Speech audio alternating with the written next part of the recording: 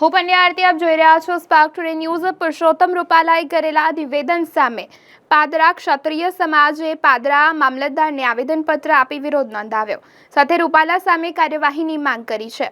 રાજકોટ બેઠકના ભાજપના ઉમેદવાર પુરુષોત્તમ રૂપાલાએ કરેલા નિવેદનો સામે સમગ્ર ગુજરાતમાં રોષ ફાટી નીકળ્યો છે, ત્યારે ક્ષત્રિય સમાજ દ્વારા અનેક સ્થળોએ વિરોધ સાથે આવેદનપત્રો આપવામાં આવી રહ્યા છે।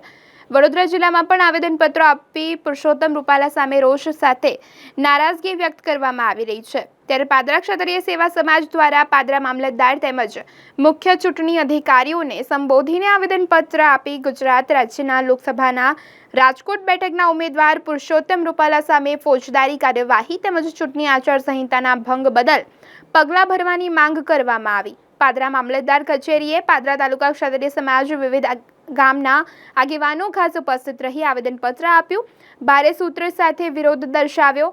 પાદરા ક્ષત્રિય સમાજ પણ પુરુષોત્તમ રૂપાલા ટિકિટ રદ કરવાની માંગ કરી છે।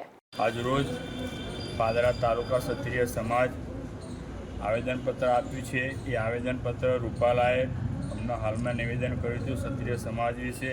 એ અંતર્ગત સમગ્ર ગુજરાતમાં ક્ષત્રિય સમાજની એક જ માગણી હોય કે પુરુષોત્તમ રૂપાલાની ટિકિટ રદ કરો। એ માગણી સાથે સમગ્ર ગુજરાતમાં રાજપૂત સમાજ અને સંગઠનના ઠેર ઠેર દેખાવો થઈ રહ્યા છે અને માગણી બુલંદ થઈ રહી છે। અંતર્ગત આજે પાદરા તાલુકામાં જે ક્ષત્રિય સમાજ આ માગણી સાથે મામલતદારશ્રીને આવેદનપત્ર આપી અને અમારી માગણી રજૂ કરી છે।